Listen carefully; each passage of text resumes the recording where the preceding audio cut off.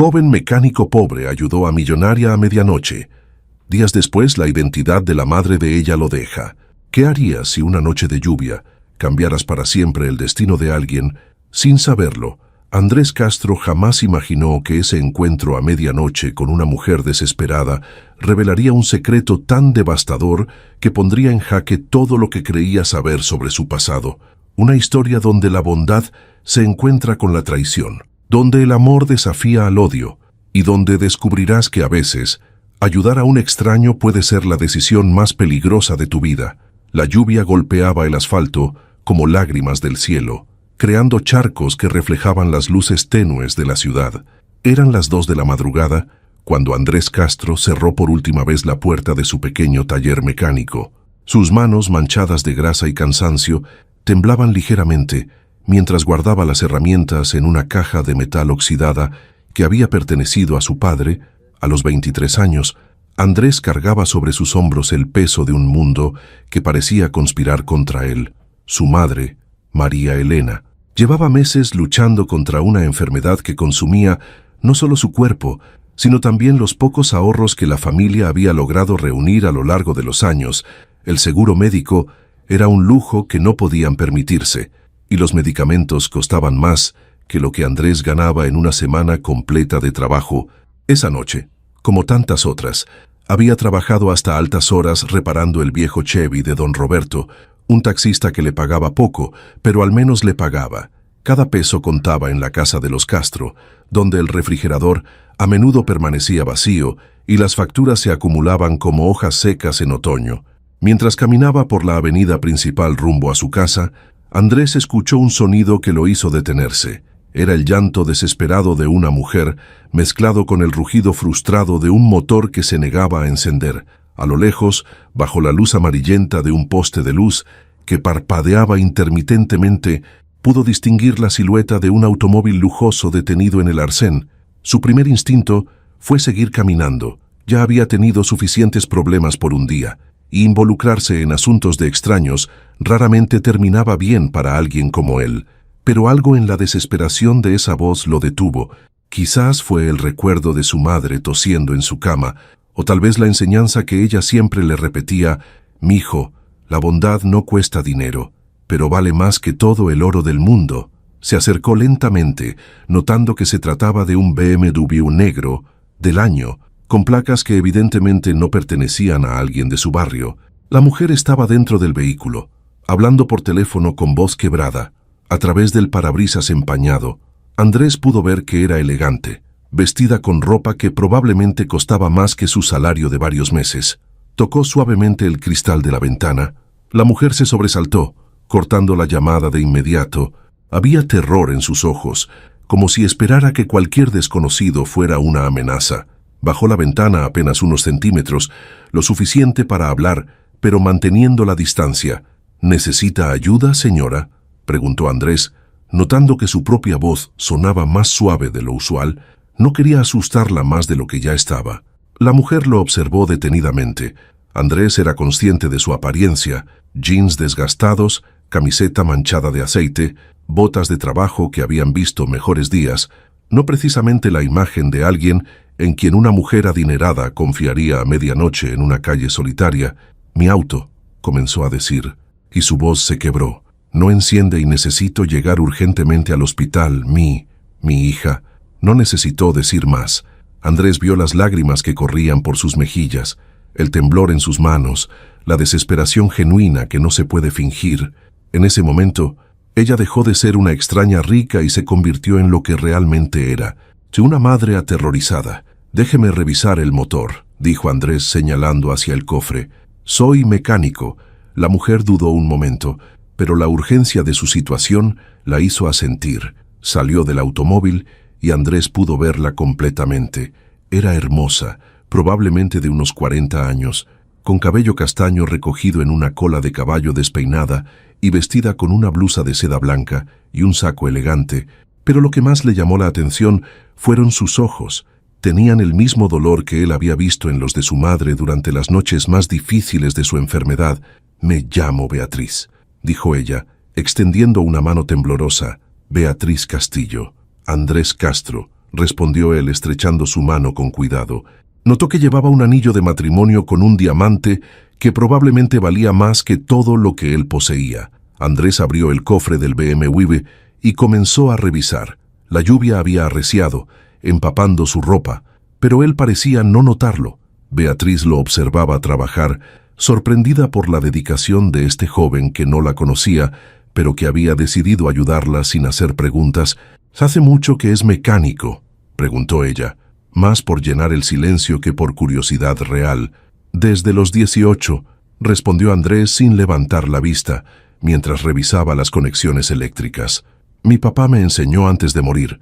Decía que un hombre que sabe arreglar cosas rotas nunca se quedará sin trabajo». Beatriz sintió algo extraño en el pecho al escuchar esas palabras. Había algo en la voz de Andrés, una tristeza contenida que le recordaba a alguien, aunque no podía identificar a quién.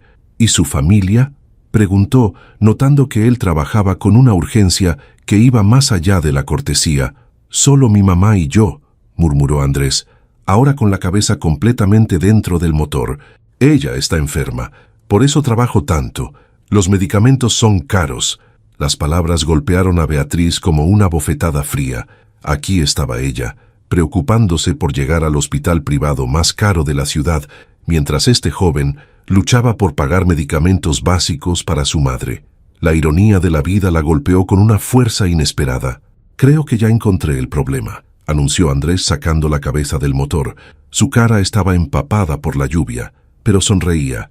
«Es el alternador, está fallando, pero puedo hacer un arreglo temporal que le permitirá llegar al hospital». Trabajó en silencio durante los siguientes 20 minutos. Con Beatriz sosteniéndole una pequeña linterna que había encontrado en la guantera, ella notó cómo sus manos se movían con precisión, cómo conocía cada parte del motor como si fuera un viejo amigo.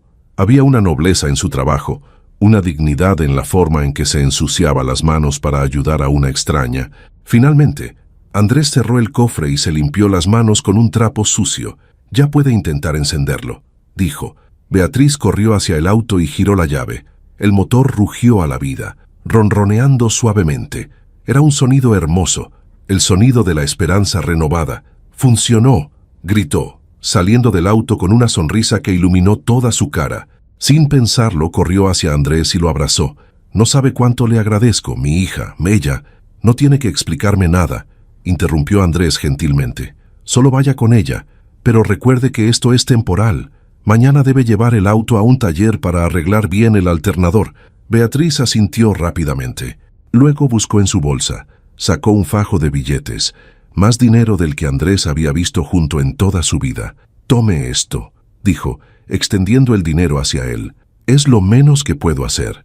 Andrés retrocedió como si el dinero fuera fuego. «No puedo aceptar eso, señora». «¿Por qué no?».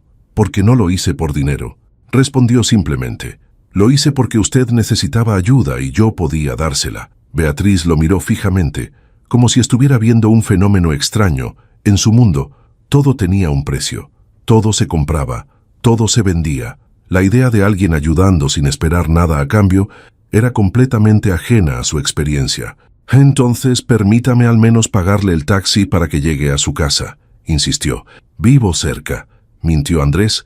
En realidad, tendría que caminar casi una hora bajo la lluvia, pero no quería aceptar nada de ella. Beatriz subió a su auto, pero antes de cerrar la puerta, bajó la ventana una vez más. «Andrés Castro», dijo como si estuviera grabando el nombre en su memoria. «Nunca olvidaré lo que hizo esta noche. Espero que su hija esté bien», respondió él, dando un paso atrás mientras ella encendía el motor.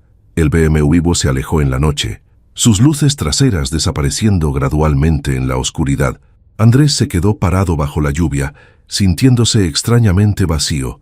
No sabía por qué, pero tenía la sensación de que acababa de vivir algo importante, aunque no podía definir qué exactamente.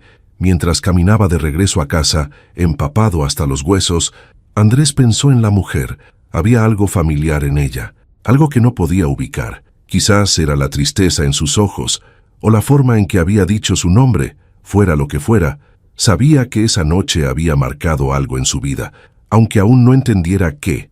Al llegar a su pequeña casa, encontró a su madre despierta, tosiendo en su cama. «¿Dónde estabas?» «Mijo», preguntó María Elena con voz débil. Ayudando a alguien, mamá, respondió Andrés, sentándose junto a ella. Como tú me enseñaste. María Elena sonrió y le acarició la mejilla. Eres un buen muchacho, Andrés. Tu papá estaría orgulloso. Esa noche, mientras escuchaba la lluvia golpear el techo de lámina, Andrés no podía imaginar que ese encuentro fortuito había puesto en marcha una serie de eventos que cambiarían su vida para siempre. No sabía que Beatriz Castillo pasaría las siguientes horas investigando todo sobre él, o que descubriría un secreto tan devastador que la mantendría despierta durante días enteros, y definitivamente no podía saber que en pocas semanas se enfrentaría a una verdad que cuestionaría todo lo que creía saber sobre su pasado, su familia y su propio destino. La bondad, como le había enseñado su madre, no costaba dinero, pero a veces el precio de ser bueno puede ser más alto de lo que cualquiera podría imaginar. Los días siguientes transcurrieron con una normalidad que Andrés encontraba casi reconfortante. Después de la intensidad de aquella noche lluviosa, volvió a su rutina habitual: despertar antes del amanecer, preparar el desayuno para su madre, caminar hasta el taller, trabajar hasta que sus manos dolieran y regresar a casa con apenas suficiente energía para cenar antes de desplomarse en su cama. Pero algo había cambiado. No podía quitarse de la cabeza la imagen de Beatriz Castillo. No era atracción romántica, nada tan simple como eso. Era algo más profundo, más perturbador. La sensación persistente de que había algo importante que se le escapaba, como una palabra en la punta de la lengua que se niega a salir. El martes por la mañana, mientras reparaba los frenos de un viejo Tsuru, escuchó pasos acercándose a su taller. Levantó la vista esperando ver a don Roberto o algún otro cliente regular, pero se quedó helado al reconocer la figura que se acercaba. Era un hombre alto, probablemente de unos 50 años, vestido con un traje que gritaba dinero desde cada hilo. Su cabello plateado estaba perfectamente peinado hacia atrás y llevaba lentes de sol a pesar de que el día estaba nublado. Detrás de él caminaba otro hombre más joven, claramente un asistente o guardaespaldas, con una carpeta en las manos. «¿Andrés Castro?», preguntó el hombre mayor, con una voz que tenía la autoridad de alguien acostumbrado a que le obedezcan sin cuestionamientos. «Sí, soy yo», respondió Andrés, limpiándose las manos con un trapo mientras se ponía de pie. «¿En qué puedo ayudarle?». El hombre sonrió, pero había algo frío en esa sonrisa, algo que hizo que Andrés sintiera un escalofrío recorrer su espalda. «Mi nombre es Eduardo Ramírez», dijo, extendiendo una mano perfectamente manicurada. «Soy abogado. Vengo en representación de alguien que está muy agradecida por la ayuda que usted brindó hace unos días». Andrés estrechó la mano con cautela. «¿Se refiere a la señora Beatriz?». «Exactamente». Eduardo hizo una seña a su asistente, quien inmediatamente abrió la carpeta y sacó varios documentos. «Mi cliente quedó muy impresionada por su generosidad y, como muestra de su gratitud, ha decidido hacerle una oferta que estoy seguro cambiará su vida». Andrés frunció el ceño. «No entiendo. Yo no hice nada extraordinario. Solo ayudé a una persona que lo necesitaba». «Precisamente esa actitud es lo que mi cliente encuentra tan refrescante», dijo Eduardo, con un tono que Andrés no pudo descifrar. «¿Estaría dispuesto a escuchar nuestra propuesta?».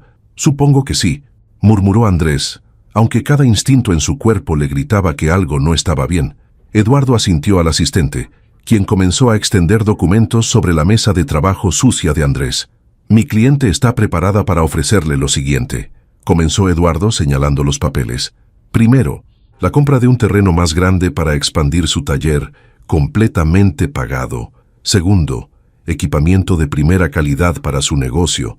Tercero, un fondo médico privado para cubrir todos los gastos de tratamiento de su madre, sin límites de tiempo o cantidad».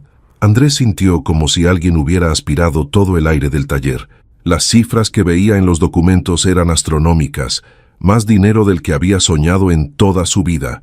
«¿Y qué tendría que hacer a cambio?», preguntó, su voz apenas un susurro. Eduardo sonrió nuevamente, esa sonrisa fría que no llegaba a sus ojos.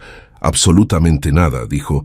«Considérelo un regalo, un reconocimiento a su bondad». «Eso no puede ser cierto», dijo Andrés retrocediendo un paso. «Nadie regala tanto dinero sin esperar nada a cambio».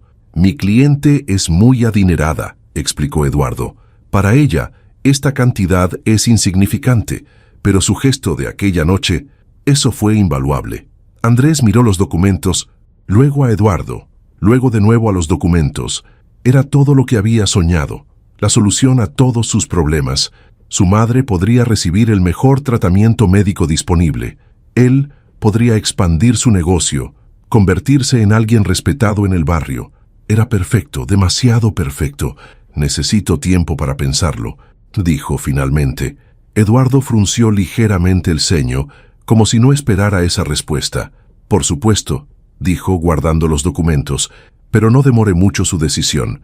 Mi cliente es una mujer muy ocupada, y las oportunidades como esta no surgen todos los días. Después de que se fueron, Andrés se quedó parado en medio de su taller, sintiéndose como si acabara de despertar de un sueño extraño. Todo había sucedido tan rápido, tan surrealísticamente, que parte de él se preguntaba si no lo había imaginado todo. Esa noche, mientras cenaba con su madre, le contó sobre la visita del abogado. María Elena lo escuchó en silencio, pero Andrés notó cómo su expresión se iba ensombreciendo gradualmente. «Mijo», dijo finalmente, «en mis 60 años de vida he aprendido algo. Cuando algo parece demasiado bueno para ser verdad, generalmente es porque lo es. Pero mamá, con ese dinero podrías recibir el mejor tratamiento, podrías curarte». María Elena tomó las manos de su hijo entre las suyas, que temblaban ligeramente por la debilidad. «Andrés, escúchame bien. Yo ya viví mi vida, una vida buena, llena de amor, especialmente desde que tú llegaste a este mundo.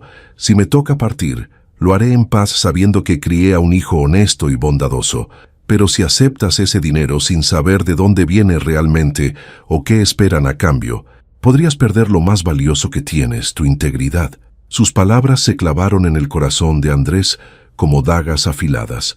Sabía que su madre tenía razón, pero la tentación era abrumadora. ¿Cómo podía rechazar la oportunidad de salvar la vida de la persona que más amaba en el mundo? Al día siguiente, Andrés decidió hacer algo que nunca había hecho antes: investigar. Fue a un café internet cercano y buscó información sobre Beatriz Castillo. Lo que encontró lo dejó sin aliento. Beatriz Castillo no era solo una mujer adinerada, era la heredera de uno de los imperios empresariales más poderosos del país. Su familia controlaba industrias que iban desde la construcción hasta la minería, pasando por las telecomunicaciones. Eran tan ricos que aparecían regularmente en las listas de las familias más influyentes de México.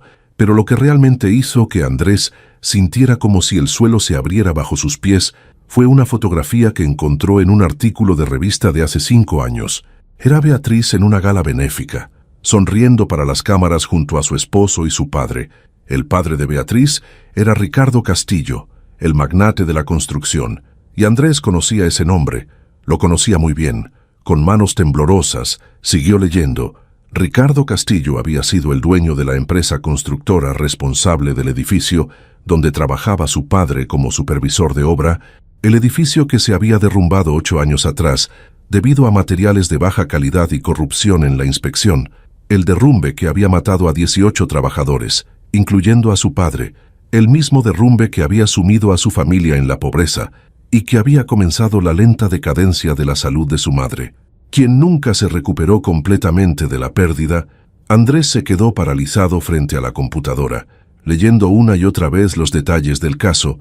Ricardo Castillo había logrado evitar la cárcel, pagando a los jueces y comprando el silencio de las familias afectadas, todas las familias, excepto la suya.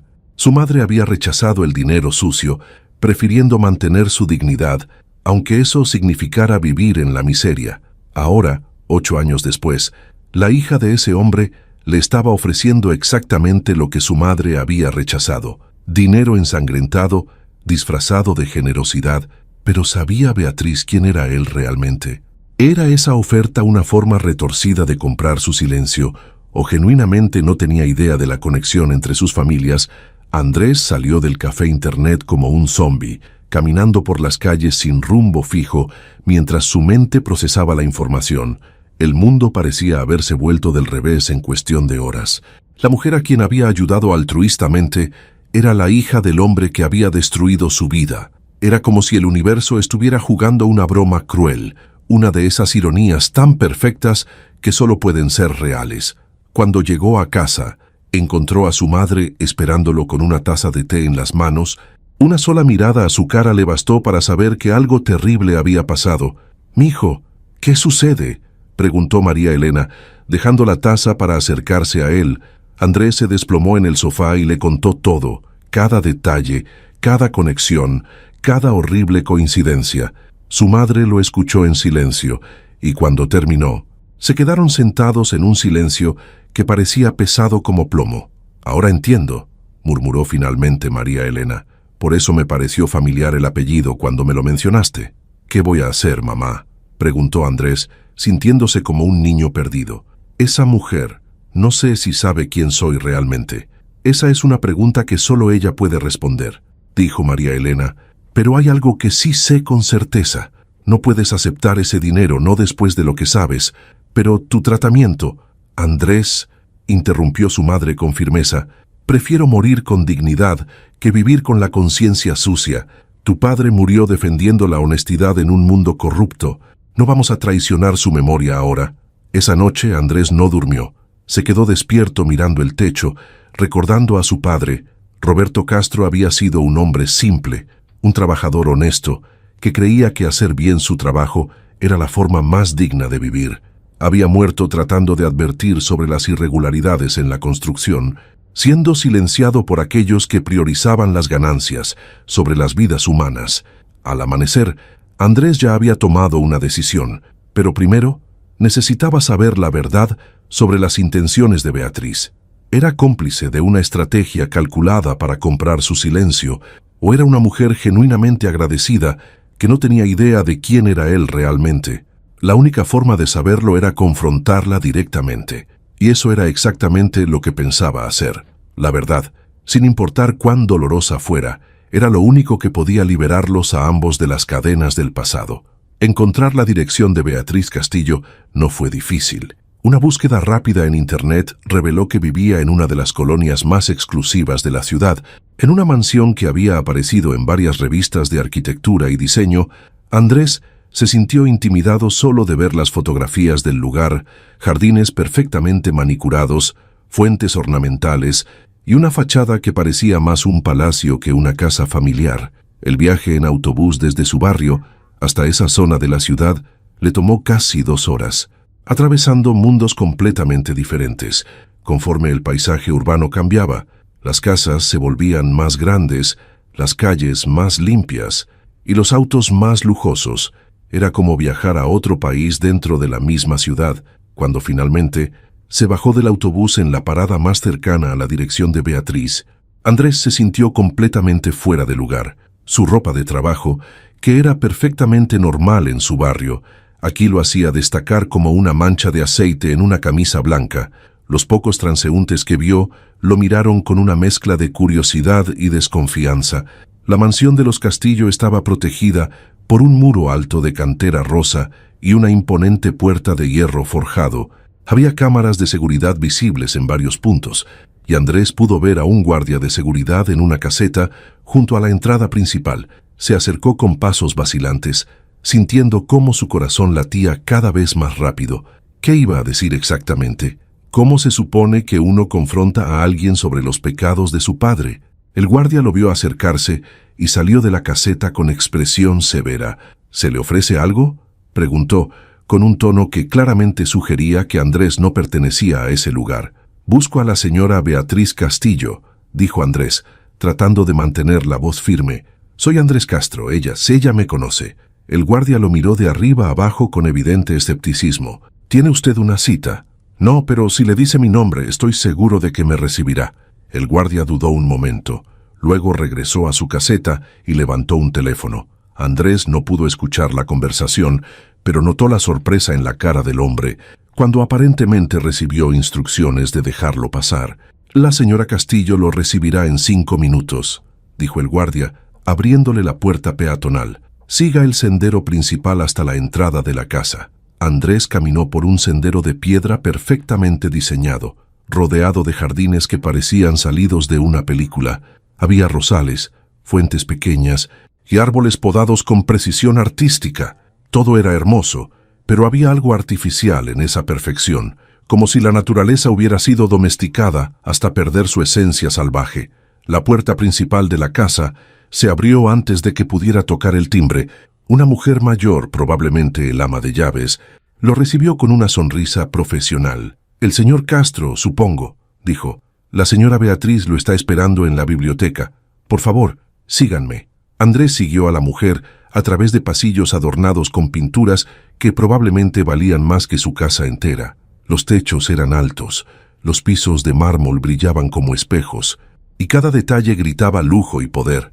Era un mundo completamente ajeno al suyo, y se sintió como un intruso en territorio prohibido. La biblioteca era una habitación impresionante, con estantes de madera que llegaban hasta el techo y estaban llenos de libros encuadernados en piel. Había una chimenea encendida a pesar del clima templado, y varios sillones de cuero dispuestos alrededor de una mesa de centro de cristal. Beatriz estaba parada junto a una ventana que daba al jardín, dándole la espalda. Vestía un elegante vestido azul marino y su cabello estaba perfectamente arreglado. Cuando escuchó sus pasos, se dio vuelta lentamente. «Andrés», dijo, y había algo en su voz que él no pudo identificar. «¿Sorpresa, nerviosismo, culpa, señora Castillo?», respondió él, manteniéndose cerca de la entrada, como si estuviera listo para huir en cualquier momento. «Por favor, siéntese», dijo ella, señalando uno de los sillones. «¿Le gustaría algo de tomar? ¿Café, agua?» «No, gracias», murmuró Andrés, pero se acercó y se sentó en la orilla del sillón, como si estuviera listo para levantarse en cualquier momento. Beatriz tomó el sillón frente a él, y por primera vez desde aquella noche lluviosa, Andrés pudo verla claramente bajo buena luz. Era hermosa, pero había líneas de cansancio alrededor de sus ojos, y sus manos temblaban ligeramente. Parecía tan nerviosa como él. «Supongo que viene por la oferta que le hizo mi abogado», dijo finalmente. «En parte», admitió Andrés, «pero primero necesito saber algo. ¿Usted sabe quién soy yo realmente?». La pregunta pareció golpearla físicamente. Sus ojos se llenaron de lágrimas instantáneamente y se llevó una mano al pecho como si le doliera respirar. «Sí», susurró. «Sí, lo sé». El silencio que siguió fue abrumador. Andrés sintió como si el aire de la habitación se hubiera vuelto denso, difícil de respirar. «¿Desde cuándo?», preguntó. «Desde la mañana siguiente», admitió Beatriz, las lágrimas corriendo libremente por sus mejillas. «Mi hija, Sofía, ella estuvo bien esa noche, gracias a Dios, pero yo no podía quitarme de la cabeza lo que usted había hecho, un completo extraño, ayudándome sin esperar nada a cambio, así que le pedí a mi asistente que investigara todo sobre usted». Se limpió las lágrimas con un pañuelo de seda, pero siguieron cayendo. «Cuando descubrí quién era su padre, cuando me di cuenta de la conexión, pensé que me volvería loca», continuó. «Roberto Castro, su padre murió en el derrumbe del edificio Centauro, ¿verdad?». Andrés asintió, sintiendo un nudo en la garganta que amenazaba con asfixiarlo. «Mi padre era el supervisor de obra», dijo con voz ronca. «Trató de advertir sobre los materiales defectuosos. Nadie lo escuchó». Beatriz se desplomó en su sillón, como si las fuerzas la hubieran abandonado completamente. «Yo tenía 26 años cuando pasó», murmuró. «Acababa de tener a Sofía, mi padre. Mi padre era un monstruo, Andrés. Sabía exactamente lo que estaba haciendo. Sabía que esos materiales no eran seguros, pero las ganancias eran demasiado tentadoras». Se levantó abruptamente y caminó hacia la chimenea, como si necesitara el calor para combatir un frío que venía de adentro. «Después del derrumbe, yo le supliqué que se entregara, que confesara, que al menos ayudara a las familias, pero él tenía demasiado poder, demasiadas conexiones. Compró a los jueces, silenció a la prensa, y las familias, la mayoría aceptó el dinero sucio con tal de sobrevivir.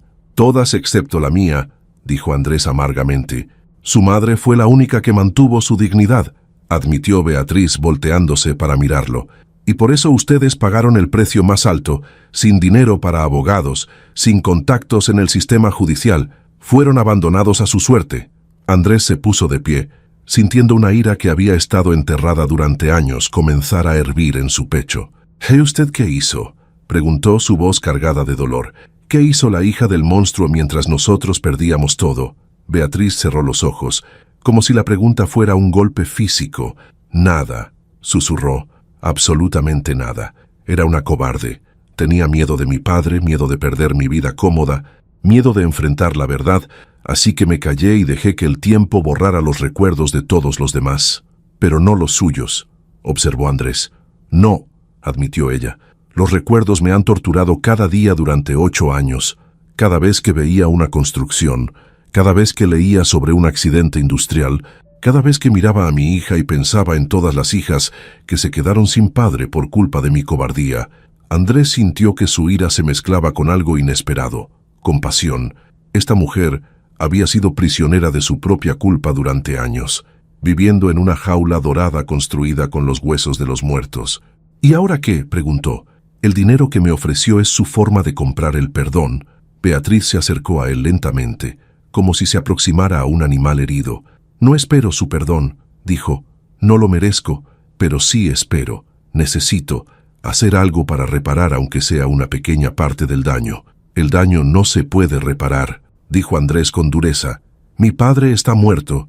Mi madre se está muriendo. 8 años de pobreza y sufrimiento no se borran con dinero. Lo sé, murmuró Beatriz, pero es lo único que tengo para ofrecer. Andrés caminó hacia la ventana y miró el jardín perfecto. Todo era tan hermoso, tan ordenado, tan diferente al caos y la lucha de su vida real. Se preguntó cómo sería crecer en un lugar así, rodeado de lujo pero cargando el peso de los pecados familiares. ¿Su hija sabe la verdad?, preguntó sin voltear. No, admitió Beatriz. Sofía cree que su abuelo era un hombre de negocios exitoso, un filántropo. Incluso tengo demasiado miedo de destruir la imagen que tiene de él y de mí, así que prefiere seguir viviendo en la mentira. Soy una cobarde, repitió Beatriz. Siempre lo he sido. Andrés se dio vuelta para enfrentarla. Había algo patético en la forma en que se encogía sobre sí misma, como si tratara de desaparecer. Mi madre me dijo una vez que el coraje no es la ausencia de miedo, dijo lentamente. Es hacer lo correcto a pesar del miedo.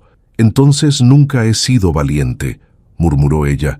Pero podría empezar a hacerlo ahora, sugirió Andrés. Beatriz lo miró con ojos llenos de esperanza y terror a la vez. ¿Qué quiere decir? Andrés se acercó a ella, notando cómo se tensaba ligeramente. El dinero que me ofreció, úselo para crear una fundación, en memoria de mi padre y de todos los trabajadores que murieron en ese derrumbe, para ayudar a familias como la mía, para luchar por mejores condiciones de seguridad en las obras, para que ningún niño más tenga que crecer sin padre por la codicia de empresarios sin escrúpulos. Los ojos de Beatriz se iluminaron por primera vez desde que había comenzado la conversación. ¿Haría eso?, preguntó. ¿Me ayudaría a crear algo así? Con una condición, dijo Andrés firmemente. La que sea, tiene que contarle la verdad a su hija, toda la verdad, sobre su abuelo, sobre el derrumbe, sobre por qué está haciendo esto. Beatriz palideció, pero después de un momento asintió lentamente. Tiene razón, dijo. Sofía merece conocer la verdad sobre su familia, y yo necesito dejar de ser una cobarde. Se dirigió hacia un escritorio elegante en una esquina de la biblioteca y sacó una chequera. ¿Cuánto necesita para el tratamiento de su madre?, preguntó. No, dijo Andrés firmemente. Ya le dije que no puedo aceptar dinero de su familia, pero su madre... Mi madre prefiere morir con dignidad que vivir con dinero manchado de sangre, interrumpió Andrés, y yo respeto su decisión. Beatriz se quedó con la pluma suspendida sobre el cheque, claramente luchando consigo misma. Entonces permíteme hacer esto, dijo finalmente. La fundación pagará por el mejor tratamiento médico disponible para su madre, no como un favor personal, sino como la primera beneficiaria oficial de la Fundación Roberto Castro. Andrés sintió que se le llenaban los ojos de lágrimas al escuchar el nombre de su padre mencionado de esa manera. ¿Haría eso?, preguntó con voz quebrada. Es lo mínimo que puedo hacer, respondió Beatriz. Su padre murió tratando de salvar vidas. Es justo que su nombre viva para seguir salvando vidas. Por primera vez desde que había descubierto la verdad sobre la identidad de Beatriz, Andrés sintió algo parecido a la esperanza florecer en su pecho. ¿Y si su padre estuviera vivo?, preguntó. ¿Si pudiera detenerla? Beatriz enderezó los hombros y por primera vez Andrés vio un destello de la fortaleza que debía haber estado enterrada bajo años de culpa. Mi padre murió hace 2 años, dijo. Cáncer de pulmón. Murió sin confesar nunca sus crímenes, sin pedir perdón nunca. Pero yo voy a hacer lo que él nunca tuvo el valor de hacer. ¿Está segura? Una vez que empiece este camino, no habrá vuelta atrás. Su reputación, su posición social, su vida entera podría cambiar. Beatriz sonrió, y por primera vez desde que la conocía, su sonrisa llegó hasta sus ojos. Tal vez es hora de que mi vida cambie, dijo. Tal vez es hora de que deje de vivir en una prisión dorada construida sobre los huesos de los muertos. Andrés extendió su mano hacia ella. Entonces hagámoslo, dijo. Construyamos algo bueno sobre las ruinas del pasado. Cuando Beatriz estrechó su mano, ambos sintieron que algo fundamental había cambiado. No era perdón, todavía no, pero era el comienzo de algo que podría, eventualmente, parecerse a la redención. La noticia de que Beatriz Castillo había decidido crear una fundación benéfica en memoria de las víctimas del derrumbe del edificio Centauro se extendió por la ciudad como un incendio. Los medios de comunicación que 8 años atrás habían sido silenciados con dinero sucio, ahora se lanzaron sobre la historia como buitres hambrientos. Andrés se encontró en el centro de un huracán mediático para el cual no estaba preparado. Reporteros acamparon fuera de su pequeña casa. Cámaras de televisión siguieron cada uno de sus movimientos, y su teléfono sonaba constantemente con solicitudes de entrevistas que él consistentemente rechazaba. «No entiendo por qué tanto alboroto», le dijo a su madre mientras desayunaban, tratando de ignorar las voces de los reporteros que se filtraban a través de las ventanas cerradas. «Solo estamos tratando de hacer algo bueno». María Elena, que había mejorado notablemente desde que comenzó el tratamiento médico proporcionado por la fundación, lo miró con una mezcla de orgullo y preocupación. «Mijo, lo que están haciendo tú y la señora Beatriz es más que algo bueno», dijo. «Es revolucionario. Por primera vez una familia poderosa está admitiendo públicamente su culpa y tratando de hacer reparaciones reales. Pero mira cómo nos están acosando», se quejó Andrés señalando hacia la ventana. «No podemos ni salir de la casa sin que nos persigan con cámaras». «Eso pasará», lo tranquilizó su madre. «Lo importante es que ustedes están haciendo lo correcto». Esa tarde, Andrés recibió una llamada de Beatriz. Su voz sonaba tensa, cargada de estrés. «¿Podemos vernos?», preguntó sin preámbulos. «Necesito hablar contigo sobre algo importante». Se encontraron en un café discreto en una parte tranquila de la ciudad, lejos de las miradas indiscretas de los medios. Beatriz llegó usando lentes de sol y un sombrero, claramente tratando de pasar desapercibida. Cuando se quitó los lentes, Andrés notó que sus ojos estaban rojos e hinchados, como si hubiera estado llorando. «¿Qué pasó?», preguntó inmediatamente. Beatriz miró alrededor nerviosamente antes de responder. «Le conté la verdad a Sofía», dijo en voz baja, «sobre su abuelo, sobre el derrumbe, sobre todo». «¿Y cómo lo tomó?». Las lágrimas comenzaron a rodar por las mejillas de Beatriz. «Se fue», murmuró. «Empacó sus cosas y se fue a vivir con mi hermana. Dice que ya no puede verme sin pensar en todos los hombres que murieron por nuestra culpa». Andrés sintió una punzada de culpa en el pecho. Había sido él quien había insistido en que le contara la verdad a su hija. «Lo siento», se dijo. «No pensé que...». «No», interrumpió Beatriz, secándose los ojos con una servilleta. «Hiciste bien en insistir. Sofía tenía derecho a conocer la verdad sobre su familia. Es solo que duele mucho. ¿Crees que con el tiempo ella pueda perdonarte?». Beatriz se encogió de hombros. «No lo sé, pero incluso si nunca me perdona, al menos ahora conoce la verdad. Ya no tiene que vivir una mentira como lo hice yo durante tantos años». Tomó un sorbo de su café con manos temblorosas. «Pero hay algo más», continuó. «Algo que necesitas saber». El tono de su voz hizo que Andrés se pusiera alerta. «¿Qué pasa?». «He estado recibiendo amenazas», se admitió Beatriz. «Llamadas anónimas, mensajes, cartas, personas que no quieren que la fundación siga adelante». «¿Qué tipo de amenazas?».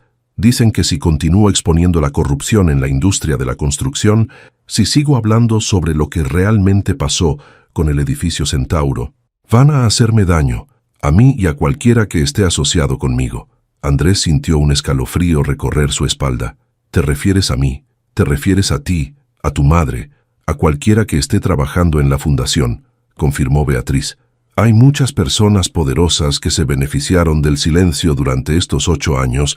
No quieren que empecemos a hacer preguntas incómodas. Andrés se recostó en su silla, procesando la información. Había estado tan concentrado en hacer lo correcto que no había considerado las consecuencias más oscuras de sus acciones. «¿Qué propones que hagamos?», preguntó. Beatriz lo miró directamente a los ojos. «Te estoy dando la oportunidad de salirte», dijo. «Puedo continuar con la fundación yo sola, transferir el dinero para el tratamiento de tu madre a una cuenta separada para que no esté conectada conmigo. Tú puedes volver a tu vida normal y...» «No», interrumpió Andrés firmemente. «Andrés, por favor, escúchame. Estas personas son peligrosas. Mataron a tu padre por mucho menos de lo que estamos haciendo ahora. Exactamente por eso no puedo rendirme», respondió él. «Mi padre murió tratando de exponer la corrupción. Si me rindo ahora, su muerte habría sido completamente en vano». Beatriz lo miró con una mezcla de admiración y terror. «¿Estás seguro una vez que crucemos esta línea? No habrá vuelta atrás». «Ya no hay vuelta atrás», dijo Andrés. «Desde el momento en que decidimos hacer esto públicamente, ya no hay vuelta atrás». Se inclinó hacia adelante, bajando la voz. «Pero necesitamos ser inteligentes. ¿Tienes algún contacto en los medios en quien confíes completamente?» «Hay una periodista», dijo Beatriz pensativamente. «Carmen Delgado. Ella cubrió la historia original del derrumbe hace 8 años. Fue una de las pocas que siguió haciendo preguntas incluso después de que mi padre logró silenciar a la mayoría. ¿Crees que nos ayudaría?» «Creo que ha estado esperando una oportunidad como esta durante años», respondió Beatriz. «Entonces contactémosla. Si vamos a hacer esto, hagámoslo bien. Documentemos todo, grabemos todo, asegurémonos de que haya un registro público de lo que estamos haciendo. Será más difícil que nos hagan daño si toda la ciudad está mirando». Beatriz asintió lentamente. «¿Sabes lo que esto significa?». «¿Verdad?», preguntó. «Una vez que empecemos a hablar públicamente, una vez que comencemos a nombrar nombres y exponer conexiones, estaremos declarándole la guerra a algunos de los hombres más poderosos del país». Andrés pensó en su padre, trabajando hasta tarde en esas noches finales, revisando planos y haciendo cálculos, tratando desesperadamente de encontrar una forma de salvar vidas. Pensó en su madre, tosiendo en su cama, consumiéndose lentamente por una enfermedad que podría haber sido tratada años atrás si hubieran tenido dinero. Pensó en todas las familias que habían perdido todo y que nunca habían recibido justicia. «Entonces que sea una guerra», dijo finalmente, «pero esta vez vamos a luchar con la verdad de nuestro lado». Beatriz extendió su mano sobre la mesa. «¿Socios?», preguntó. «Socios», confirmó Andrés, estrechando su mano, pero ninguno de los dos podía imaginar cuán peligroso se volvería su camino, o cuán lejos estarían dispuestos sus enemigos a llegar para detenerlos. La guerra por la verdad estaba a punto de comenzar, y las primeras bajas ya se estaban contando. Carmen Delgado resultó ser exactamente lo que necesitaban, una periodista veterana con la tenacidad de un sabueso y la integridad para resistir sobornos que habrían tentado a reporteros menos principiados. Cuando Beatriz la contactó, Carmen accedió inmediatamente a reunirse con ellos, pero insistió en que fuera en un lugar completamente privado. «Mi apartamento ha sido intervenido 3 veces en los últimos 8 años», explicó Carmen, mientras los recibía en una pequeña cafetería en las afueras de la ciudad. «Y mi teléfono del trabajo definitivamente está monitoreado. Desde que empecé a hacer preguntas sobre el caso Centauro, me he convertido en persona non grata en varios círculos muy poderosos». Carmen tenía aproximadamente 50 años, cabello canoso recogido en una cola de caballo práctica y ojos que habían visto demasiado para mantener ilusiones sobre la naturaleza humana. Pero cuando Beatriz comenzó a contarle la historia completa, esos ojos se iluminaron con la intensidad de un cazador que finalmente ve a su presa. «Esto es exactamente lo que he estado esperando durante casi una década», dijo Carmen, tomando notas rápidamente en una libreta pequeña. «Siempre supe que había más en esa historia, demasiadas piezas que no encajaban, demasiados testigos que de repente se negaban a hablar, demasiados documentos que misteriosamente desaparecían». «¿Qué tan peligroso va a ser esto?», preguntó Andrés. Carmen lo miró seriamente. «Muy peligroso», admitió.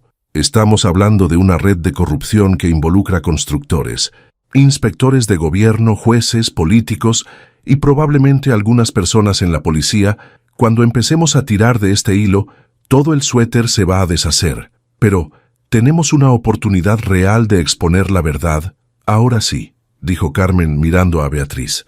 Antes yo era solo una periodista molesta haciendo preguntas incómodas, pero con usted como fuente, con acceso a documentos internos de la empresa de su padre, con su testimonio directo, por primera vez, tenemos una oportunidad real de romper esta historia. ¿Qué necesitas de nosotros?, preguntó Beatriz. Todo, respondió Carmen inmediatamente.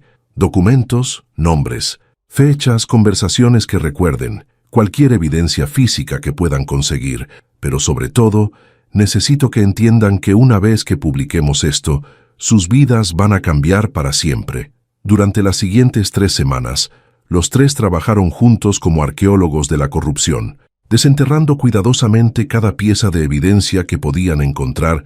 Beatriz tuvo acceso a los archivos personales de su padre, que habían estado guardados en una bodega desde su muerte. Andrés proporcionó testimonio detallado sobre los últimos días de su padre y los eventos que siguieron al derrumbe. Carmen usó sus contactos para verificar información y obtener documentos oficiales que habían sido enterrados en archivos gubernamentales. Lo que descubrieron fue aún peor de lo que habían imaginado. El edificio Centauro no había sido un caso aislado de negligencia. Era parte de un patrón sistemático que se extendía por años y que había resultado en múltiples tragedias menores que nunca habían recibido atención mediática significativa. Ricardo Castillo había sido el centro de una red que incluía al menos 6 constructoras diferentes, todas siguiendo el mismo patrón: materiales baratos, inspecciones falsificadas, sobornos a funcionarios y silenciamiento de cualquiera que tratara de exponer la verdad. «Miren esto», dijo Carmen una tarde, extendiendo fotografías y documentos sobre la mesa del apartamento, seguro que habían comenzado a usar como sede de operaciones. Estos son los registros de inspección oficial para el edificio Centauro. Según estos documentos, el edificio pasó todas las inspecciones de seguridad con calificaciones perfectas. Pero eso es imposible, dijo Andrés examinando los papeles. Mi padre me mostró las grietas en los cimientos semanas antes del derrumbe. Exactamente, confirmó Carmen, lo que significa que estas inspecciones son completamente falsas. Alguien firmó estos documentos sin nunca haber puesto un pie en el edificio. Beatriz tomó uno de los documentos y estudió la firma. «Reconozco este nombre», murmuró. José Luis Mendoza era el inspector jefe de construcción en ese tiempo. Venía a las fiestas de cumpleaños de mi padre. «¿Crees que tu padre lo estaba sobornando directamente?», preguntó Carmen. «Estoy segura de ello», respondió Beatriz amargamente. «Recuerdo conversaciones, comentarios que en su momento me parecieron bromas inocentes, pero ahora entiendo que estaban hablando sobre arreglar inspecciones».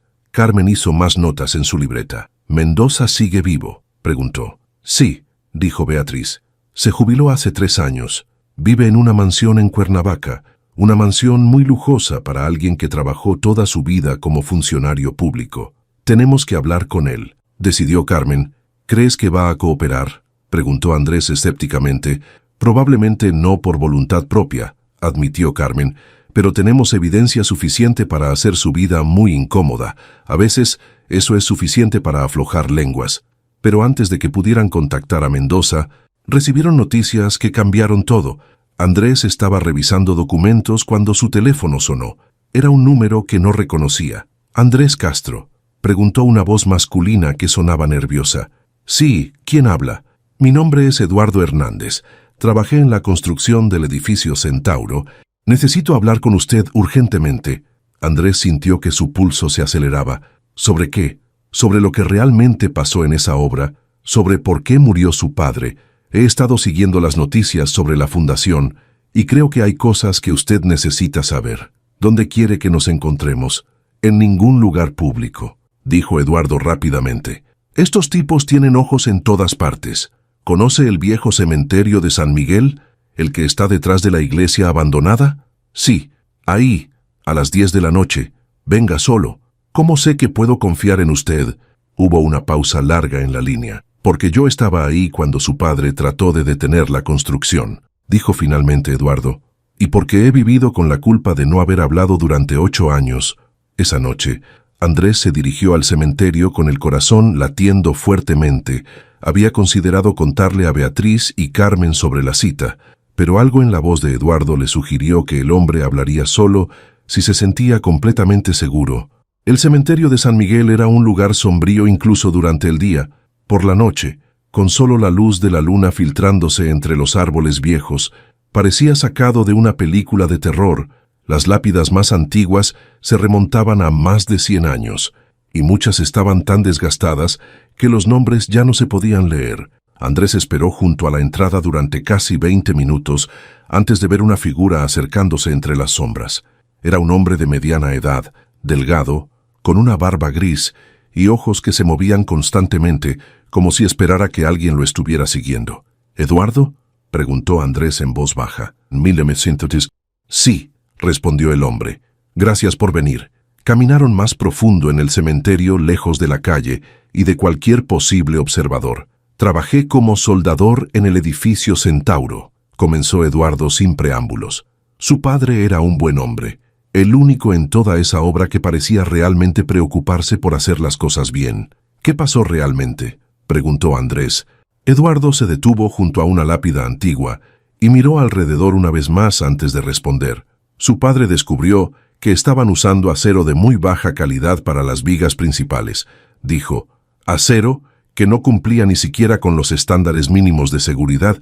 Cuando trató de reportarlo, el capataz le dijo que se callara la boca si sabía lo que le convenía, pero él no se calló. No, confirmó Eduardo. Siguió insistiendo. Dijo que ese edificio se iba a caer y que iba a matar gente, así que decidieron silenciarlo de una forma más permanente. Andrés sintió que se le helaba la sangre. ¿Qué quiere decir? Eduardo lo miró directamente a los ojos. El derrumbe no fue un accidente. Andrés, fue asesinato. Las palabras de Eduardo resonaron en los oídos de Andrés como campanas funerarias. Durante 8 años, había vivido con la creencia de que su padre había muerto en un accidente trágico, pero evitable. La idea de que había sido asesinato deliberado era tan devastadora que por un momento no pudo respirar. ¿Cómo puede estar tan seguro?, preguntó finalmente, su voz apenas un susurro. Eduardo se sentó en el borde de una tumba vieja, como si sus piernas ya no pudieran sostenerlo. Porque yo estaba ahí esa mañana, dijo. Vi cuando colocaron las cargas explosivas en los soportes principales. Cargas explosivas, pequeñas, apenas suficientes para debilitar las estructuras ya comprometidas. El plan era hacer que pareciera como si el edificio hubiera colapsado debido a los materiales defectuosos, que técnicamente era cierto, pero lo que realmente lo derribó fueron esas cargas. Andrés se sintió mareado. El mundo parecía estar girando a su alrededor. ¿Por qué no dijo nada en su momento? Porque soy un cobarde, se admitió Eduardo amargamente, porque tenía una familia que alimentar y porque sabía que si abría la boca terminaría muerto también. Así que tomé el dinero que me ofrecieron por mi silencio y traté de olvidar lo que había visto, pero no pudo olvidar. ¿Cómo iba a poder?, preguntó Eduardo, las lágrimas corriendo por sus mejillas. Cada vez que veía a mi hijo pensaba en usted creciendo sin padre. Cada vez que mi esposa me preguntaba por qué tenía pesadillas, tenía que mentirle. He estado muriendo por dentro durante 8 años. Andrés se acercó al hombre y puso una mano en su hombro. ¿Estaría dispuesto a testificar sobre lo que vio?, preguntó. Eduardo levantó la vista y había terror puro en sus ojos. ¿Está loco? Esas personas mataron a 18 hombres solo para silenciar a uno. ¿Qué cree que me harían a mí por testificar contra ellos? Pero con su testimonio con mi testimonio podríamos acabar muertos los dos, interrumpió Eduardo. Mire, yo vine aquí porque necesitaba que alguien más supiera la verdad, pero no puedo arriesgar a mi familia. Andrés entendía el miedo del hombre, pero la ira estaba creciendo en su pecho como un fuego que consumía todo a su paso. Entonces mi padre murió por nada, dijo amargamente. Y los hombres que lo mataron siguen libres, probablemente matando a más gente. No dije que no fuera a ayudar, dijo Eduardo rápidamente. Dije que no podía testificar públicamente, pero tal vez haya otra forma. ¿Qué tiene en mente? Eduardo miró alrededor una vez más. Luego se inclinó hacia Andrés. Tengo fotografías, susurró, de las cargas explosivas, de los hombres que las colocaron, de los documentos que mostraban el plan completo. Andrés sintió que su corazón se aceleraba. Durante todos estos años ha tenido evidencia. Era mi póliza de seguro, explicó Eduardo. Sabía que si algo me pasaba, mi familia necesitaría algo para protegerse, así que documenté todo y escondí las pruebas. ¿Dónde están esas fotografías? En un lugar seguro, pero se las puedo dar con una condición. ¿Cuál? Que nunca revele de dónde las obtuvo. Si alguien pregunta, usted no me conoce, nunca habló conmigo, nunca supo que yo existía. Andrés asintió inmediatamente. Hecho. Eduardo sacó una pequeña memoria USB de su bolsillo. Todo está aquí, dijo, entregándosela a Andrés. Fotografías, documentos escaneados, grabaciones de audio de conversaciones que logré captar. Es suficiente para enviar a varias personas muy poderosas a la cárcel por el resto de sus vidas, continuó Eduardo. Pero también es suficiente para que nos maten a ambos si se enteran de que existe. Andrés cerró su puño alrededor de la memoria USB, sintiendo el peso de la verdad en su mano. ¿Por qué ahora?, preguntó. ¿Por qué después de 8 años decide entregarme esto? Eduardo se puso de pie lentamente, como un hombre mucho mayor de lo que aparentaba. Porque mi hijo cumplió 23 años la semana pasada, dijo con voz quebrada. La misma edad que tenía usted cuando perdió a su padre y cuando lo vi soplar las velas de su pastel, rodeado de familia. Todo lo que pude pensar fue en usted. Creciendo sin esas pequeñas alegrías, se limpió los ojos con la manga de su camisa. Además, he estado siguiendo las noticias sobre la fundación por primera vez en 8 años. Alguien está realmente luchando contra estos monstruos. Pensé que tal vez, con la evidencia correcta, ustedes podrían lograr lo que yo nunca tuve el valor de intentar. No va a ser fácil, advirtió Andrés. Una vez que usemos esta evidencia, van a saber que alguien los traicionó, van a empezar a buscar. Lo sé, admitió Eduardo. Por eso mi familia y yo nos vamos del país mañana por la noche. Tengo un hermano en Estados Unidos. Ya no podemos quedarnos aquí. Andrés entendía completamente. En cierta forma, envidiaba a Eduardo por tener esa opción de escape. ¿Hay algo más que necesite saber?, preguntó. Eduardo dudó un momento. Luego asintió gravemente. Sí, el hombre que organizó todo, el que dio la orden de matar a su padre, no fue Ricardo Castillo. Andrés sintió como si hubiera recibido un golpe en el estómago. Isaac Castillo era codicioso y corrupto, pero no era un asesino, explicó Eduardo. El que ordenó las muertes fue su socio silencioso, un hombre que muy poca gente conocía, pero que controlaba todo desde las sombras. ¿Quién? Se llama Víctor Maldonado. Oficialmente es solo un inversionista menor en varias empresas de construcción, pero en realidad es el cerebro detrás de toda la operación de corrupción. Y lo más aterrador de todo es que sigue activo, sigue matando gente para proteger sus secretos. El nombre golpeó a Andrés como un rayo. Había oído ese nombre antes, recientemente, dijo Víctor Maldonado. Sí, ¿lo conoce? Es uno de los hombres que ha estado amenazando a Beatriz, murmuró Andrés recordando las conversaciones recientes. Ella mencionó que había recibido llamadas de alguien con ese nombre. Eduardo palideció visiblemente. Entonces ya saben lo que ustedes están haciendo, dijo con terror en la voz. Si Maldonado está contactando directamente a la señora Castillo, significa que los ve como una amenaza real. ¿Qué tan peligroso es este hombre? ¿Ha oído hablar del incendio en la fábrica textil hace 3 años, el que mató a 22 trabajadoras? Andrés asintió. Había sido una tragedia nacional. Esa fábrica estaba usando materiales de construcción defectuosos, suministrados por una de las empresas de Maldonado. Cuando la supervisora de seguridad trató de reportar las violaciones, la fábrica misteriosamente se incendió. Dios mío. Y el accidente automovilístico del periodista Miguel Santos el año pasado. Santos estaba investigando conexiones entre varias constructoras y contratos gubernamentales corruptos. Su auto se salió de la carretera la noche antes de que fuera a publicar su exposé. Andrés sintió que el mundo se desplomaba a su alrededor.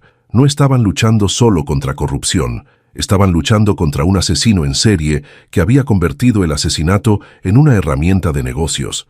Tengo que advertir a Beatriz, dijo ya dirigiéndose hacia la salida del cementerio. Espere, gritó Eduardo corriendo detrás de él. Si va a usar esa evidencia, tiene que ser inteligente al respecto. Maldonado tiene gente en la policía, en el gobierno, incluso en algunos medios de comunicación. No puede confiar en nadie. Entonces, ¿qué sugiere? Use a la periodista Carmen Delgado. Ella ha estado investigando estos casos durante años y nunca se ha vendido. Pero publiquen todo al mismo tiempo, en múltiples medios, para que sea imposible de suprimir. Andrés asintió, guardando la memoria USB en el bolsillo más seguro de su chaqueta. Eduardo, dijo volteándose hacia el hombre que había arriesgado todo para darle la verdad. Gracias. No sé cómo podré pagarle esto. No me pague a mí, respondió Eduardo. Hágales pagar a ellos. Obtenga justicia para su padre y para todos los que han muerto por la codicia de estos monstruos. Mientras Andrés corría de regreso a su auto, su mente trabajaba frenéticamente. Tenía en sus manos la evidencia que podría destruir a los hombres que habían matado a su padre, pero también sabía que esa misma evidencia los convertía a él y a Beatriz en blancos inmediatos. La guerra había escalado. Ya no se trataba solo de exponer la corrupción, ahora se trataba de supervivencia. Y en algún lugar de la ciudad, Víctor Maldonado probablemente ya sabía que su secreto más oscuro estaba a punto de ser revelado. La carrera contra el tiempo había comenzado. Andrés condujo por las calles vacías de la madrugada, con el corazón latiendo tan fuerte que podía escucharlo por encima del ruido del motor. Cada semáforo en rojo le parecía una eternidad. Cada auto que aparecía en su espejo retrovisor, un posible perseguidor. La memoria USB en su bolsillo se sentía como una bomba de tiempo, cargada con suficiente verdad para destruir vidas, incluida la suya. Cuando finalmente llegó al apartamento seguro donde habían estado trabajando, encontró todas las luces encendidas y voces agitadas filtrándose desde el interior. Su sangre se heló. Habían sido descubiertos. Subió las escaleras de 2 en 2 y encontró la puerta entreabierta. Adentro, Beatriz estaba sentada en el sofá con la cara entre las manos, sollozando, mientras Carmen caminaba de un lado a otro hablando por teléfono en voz baja, pero urgente. ¿Qué pasó?, preguntó Andrés cerrando la puerta detrás de él. Beatriz levantó la vista, y Andrés vio que tenía un ojo morado y un corte en el labio. «Me atacaron», dijo con voz temblorosa. «3 hombres me estaban esperando cuando llegué a mi casa». «¿Estás herida de gravedad?» «No, pero...» Beatriz se quebró completamente. «Se llevaron a Sofía». El mundo de Andrés se detuvo. «¿Qué?». Carmen terminó su llamada y se acercó a ellos. «Acabo de hablar con mi contacto en la policía», dijo grimamente. «Oficialmente, no hay reporte de secuestro. Cuando Beatriz trató de denunciarlo, le dijeron que probablemente su hija se había ido voluntariamente». «Pero eso es imposible», protestó Andrés. «Ella estaba viviendo con su hermana. Los atacantes sabían exactamente dónde encontrarla», explicó Beatriz, «como si hubieran estado vigilándola durante días, y cuando se la llevaron, uno de ellos me dio un mensaje». «¿Qué mensaje?». Beatriz sacó un papel arrugado de su bolso con manos temblorosas.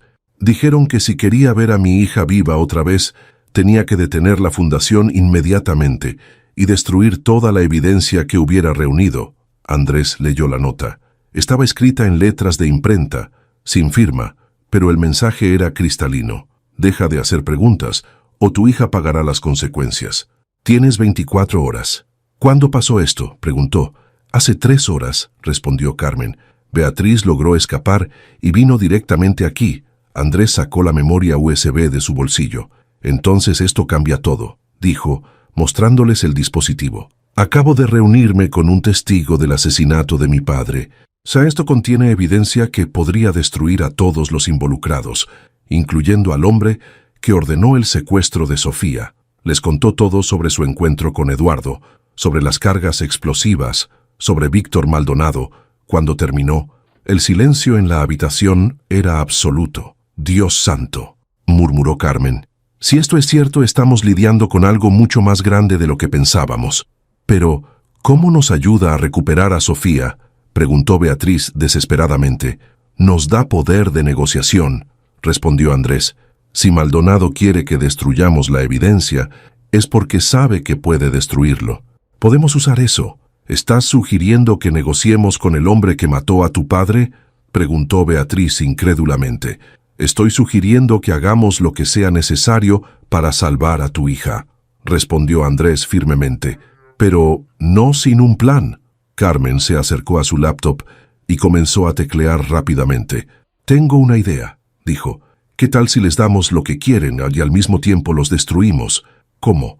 Publicamos toda la historia esta noche, simultáneamente en múltiples medios, no solo la evidencia que ya teníamos, sino también todo lo que está en esa memoria USB. Una vez que esté en el dominio público, secuestrar a Sofía ya no les sirve de nada. Pero eso podría ponerla en más peligro, objetó Beatriz. O podría salvarla, argumentó Carmen. Una vez que toda la información esté pública, mantener a Sofía cautiva solo generaría más atención no deseada. Su mejor opción sería liberarla y tratar de escapar del país. Andrés consideró el plan. Era arriesgado, tremendamente arriesgado, pero también era su única oportunidad real de obtener justicia y salvar a Sofía al mismo tiempo. ¿Cuánto tiempo necesitas para preparar la publicación?, preguntó a Carmen. 3 horas, máximo. Tengo contactos en 6 medios diferentes que estarían dispuestos a publicar esto simultáneamente. Hazlo, decidió Andrés. ¿Estás seguro?, preguntó Beatriz. Estamos apostando la vida de mi hija a esto. Andrés tomó las manos de Beatriz entre las suyas. Tu hija ya está en peligro, dijo gentilmente. Estos hombres han matado antes para proteger sus secretos. La única forma de mantenerla verdaderamente segura es exponer esos secretos. Beatriz cerró los ojos, luchando con la decisión más difícil de su vida. «Está bien», murmuró finalmente. «Hagámoslo». Las siguientes 3 horas fueron un torbellino de actividad. Carmen trabajó febrilmente en múltiples artículos, cada uno adaptado para diferentes audiencias, pero todos conteniendo la misma información explosiva. Andrés y Beatriz revisaron cada detalle, verificaron cada hecho, se aseguraron de que nada pudiera ser desacreditado o refutado. A las 5 de la mañana, todo estaba listo. ¿Están seguros de esto?, preguntó Carmen una última vez, su dedo suspendido sobre el botón de envío. Andrés miró a Beatriz, quien asintió con determinación férrea. «Hazlo», dijo. Carmen presionó el botón. En cuestión de minutos, la historia más explosiva en la historia reciente del periodismo mexicano comenzó a aparecer simultáneamente en 6 medios diferentes. Los titulares gritaban la verdad que había estado enterrada durante 8 años. Evidencia revela asesinatos masivos en industria de construcción. Empresario multimillonario acusado de ordenar muerte de 18 trabajadores. Fotografías exclusivas muestran explosivos usados en derrumbe accidental. Andrés sintió una mezcla extraña de triunfo y terror mientras veía cómo la historia se extendía por Internet como un virus imparable. En cuestión de horas, toda la ciudad estaría hablando de Víctor Maldonado, de Ricardo Castillo, de la red de corrupción que había costado tantas vidas, pero también sabía que habían declarado oficialmente la guerra a algunos de los hombres más peligrosos del país.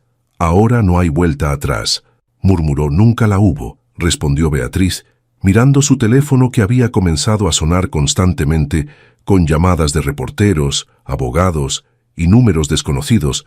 A las 6 de la mañana recibieron la llamada que habían estado esperando. «Beatriz Castillo», preguntó una voz masculina fría. «Sí, soy Víctor Maldonado, creo que tengo algo que le pertenece». La voz de Víctor Maldonado era exactamente lo que Andrés había imaginado, fría, calculada, con el tono de alguien acostumbrado a que le obedezcan sin cuestionamientos. Carmen había activado inmediatamente la grabación en el teléfono, documentando cada palabra de lo que podría ser la confesión más importante de sus vidas. «¿Dónde está mi hija?», preguntó Beatriz, su voz temblando pero firme. «Está bien, por ahora», respondió Maldonado, «pero eso podría cambiar muy rápidamente dependiendo de sus próximas decisiones. Ya es demasiado tarde», dijo Beatriz. «La historia ya se publicó, todo el mundo sabe la verdad». Hubo una pausa larga y Andrés pudo imaginar a Maldonado procesando la información, calculando sus opciones. «Sí, vi las noticias», dijo finalmente, muy inteligente de su parte, «pero hay algo que no consideraron». «¿Qué?». «Las noticias pueden desaparecer tan rápidamente como aparecen, especialmente cuando las personas correctas aplican la presión correcta. Para mañana estas historias habrán sido desacreditadas como fake news. Los periodistas que las escribieron habrán sido expuestos como poco confiables, y toda su bonita evidencia será explicada como falsificaciones elaboradas. Carmen le hizo señas frenéticamente a Andrés, escribiendo en un papel: «Manténlo hablando». «Pero las fotografías son reales», insistió Beatriz. «La evidencia es irrefutable». Maldonado se rió, un sonido tan frío que hizo que Andrés sintiera escalofríos.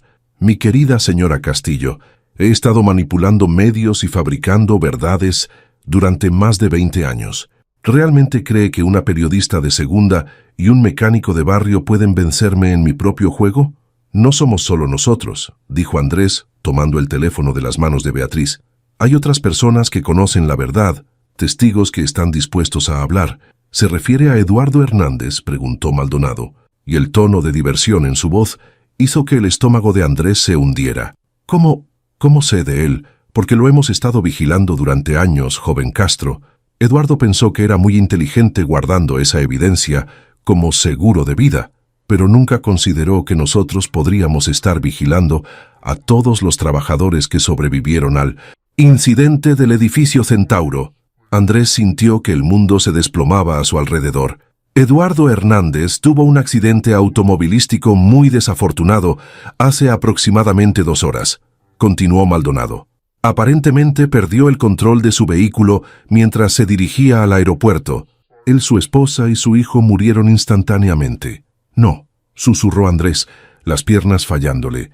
Carmen tuvo que sostenerlo para evitar que se cayera. «Oh, sí», confirmó Maldonado con satisfacción evidente. «Y ahora que hemos eliminado a su único testigo real, ustedes se encuentran en una posición muy precaria. Tienen evidencia que dice ser de él, pero él ya no puede verificarla. De hecho, será muy fácil sugerir que ustedes falsificaron todo para darle credibilidad a sus acusaciones infundadas». Beatriz arrancó el teléfono de las manos de Andrés. «Usted es un monstruo», gritó. «¿Cómo puede matar a una familia entera? Bastante fácilmente». «En realidad», respondió Maldonado con tranquilidad escalofriante, «y haré lo mismo con su hija si no cooperan inmediatamente». «¿Qué quiere?» «Quiero que los 3 aparezcan en una conferencia de prensa esta tarde, admitiendo que toda la historia fue una fabricación, que estaban desesperados por dinero y atención, y que decidieron crear una conspiración elaborada usando evidencia falsificada». «Nunca», dijo Beatriz firmemente. «Oh, creo que sí lo harán», respondió Maldonado, «porque si no lo hacen para las 6 de la tarde, su hija comenzará a perder dedos, uno cada hora hasta que cambien de opinión». El silencio que siguió fue absoluto. Andrés pudo escuchar su propio corazón latiendo, el respirar agitado de Beatriz, el tecleo furioso de Carmen tratando de rastrear la llamada. «¿Cómo sabemos que Sofía sigue viva?», preguntó finalmente Beatriz. «Porque soy un hombre de negocios, no un sádico», respondió Maldonado. «Matarla antes de obtener lo que quiero sería contraproducente. Pero una vez que ustedes hayan cumplido con mis demandas, bueno, eso es otra conversación. Necesitamos prueba de vida», insistió Andrés. Hubo un ruido de fondo, voces apagadas, y luego, «Mamá». La voz de Sofía era débil, aterrorizada, pero inequívocamente real. «Sofía, ¿estás bien, mi amor?», gritó Beatriz. Estoy bien, mamá. No hagas lo que te piden. No importa lo que me pase, no». La línea se cortó abruptamente. Beatriz se desplomó en el sofá, sollozando incontrolablemente. Andrés se sentó junto a ella y la abrazó, sintiéndose completamente impotente. Carmen continuaba tecleando frenéticamente en su laptop. «¿Pudiste rastrear la llamada?», preguntó Andrés. «Está usando un sistema de enrutamiento muy sofisticado», respondió Carmen sin levantar la vista. «Pero creo que puedo triangular la ubicación general. Dame unos minutos más». «No tenemos minutos», dijo Beatriz desesperadamente. «Ese hombre va a torturar a mi hija». «No si lo encontramos primero», dijo Andrés, una determinación fría apoderándose de él. «¿Estás loco?», preguntó Beatriz. «Es demasiado peligroso». «Beatriz, ese hombre acaba de matar a una familia entera para silenciarlos. ¿Realmente crees que va a liberar a Sofía después de que hagamos lo que pide? Una vez que hayamos desacreditado públicamente nuestra propia evidencia, no tendremos nada con lo que negociar». Carmen levantó la vista de su computadora. «Creo que tengo algo», anunció. La llamada se originó en un área industrial en las afueras de la ciudad. Hay varios almacenes abandonados en esa zona. Eso no es suficiente, dijo Beatriz. Podría ser cualquiera de docenas de edificios. No necesariamente, dijo Andrés, recordando algo que Eduardo había mencionado. Eduardo dijo que Maldonado sigue activo en el negocio de la construcción, apuesto a que usa una de sus propias propiedades. Carmen comenzó a buscar registros de propiedad en su laptop. Víctor Maldonado, aquí está. Exclamó, tiene 3 propiedades registradas en esa área, un almacén de materiales de construcción, una fábrica textil abandonada y... Se detuvo, su cara palideciendo. ¿Qué?, preguntó Andrés. La tercera propiedad es un edificio de oficinas que se suponía que iba a ser demolido el año pasado, pero la demolición nunca se llevó a cabo. ¿Por qué es eso significativo? Carmen giró la pantalla hacia ellos, mostrando una fotografía del edificio. Porque es una réplica exacta del edificio Centauro, murmuró. El mismo diseño, los mismos materiales defectuosos, como si fuera un monumento perverso a su propio crimen. Andrés sintió una furia fría y calculada apoderarse de él. Víctor Maldonado no solo era un asesino, era un sádico que se deleitaba en su propia maldad. Vamos a buscarlo, dijo poniéndose de pie. Andrés, no, suplicó Beatriz. Es exactamente lo que él quiere. Es una trampa. Probablemente, admitió Andrés. Pero es la única oportunidad que tenemos de salvar a Sofía. Se dirigió hacia la puerta. Pero Carmen lo detuvo. Si van a hacer esto, dijo, no van solos. Carmen resultó tener contactos más útiles de los que Andrés había imaginado. En menos de una hora, había logrado reunir un pequeño grupo de personas dispuestas a ayudar. 2 policías honestos, que habían estado frustrados durante años por la corrupción en su departamento, un ex militar convertido en investigador privado, y sorprendentemente, 3 familiares de víctimas del derrumbe del Centauro que habían estado siguiendo las noticias. Esto no es una operación oficial, explicó el sargento Miguel Reyes, uno de los policías, mientras revisaban un mapa del área industrial. Si las cosas salen mal, mi departamento dirá que actuamos por nuestra cuenta. Entendido, respondió Andrés. Solo queremos recuperar a la chica y arrestar a Maldonado si es posible, añadió Carmen, el ex militar, que se identificó solamente como Capitán Rivera. Estudió las fotografías del edificio que Carmen había impreso. El edificio tiene 4 pisos y múltiples puntos de entrada, observó. Pero si Maldonado es tan paranoico como dicen, probablemente tiene vigías y cámaras de seguridad. ¿Cuál es el plan?, preguntó Beatriz, quien había insistido en acompañarlos a pesar de las protestas de todos. Entramos en 2 grupos, explicó Rivera. Uno crea una distracción en la entrada principal, mientras el otro busca a la rehén. Pero tienen que entender, una vez que entremos, todo puede salir mal muy rápidamente. Andrés miró a cada miembro del grupo. Estas personas estaban arriesgando sus vidas por una causa que técnicamente no era suya. Era sobrecogedor y humillante al mismo tiempo. ¿Por qué están haciendo esto?, preguntó uno de los familiares de las víctimas, un hombre mayor llamado Jorge. Respondió por todos. Porque durante 8 años hemos vivido sabiendo que los asesinos de nuestros seres queridos caminaban libres. Dijo, esta es nuestra oportunidad de obtener justicia. A las 3 de la tarde, los 2 vehículos se dirigieron hacia la zona industrial.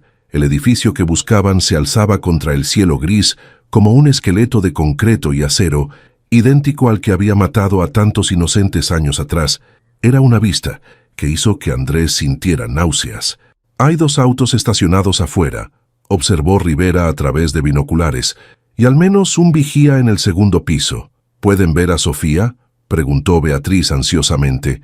No desde aquí, pero las luces están encendidas en el 3er piso. Es probable que la tengan ahí. El plan era simple.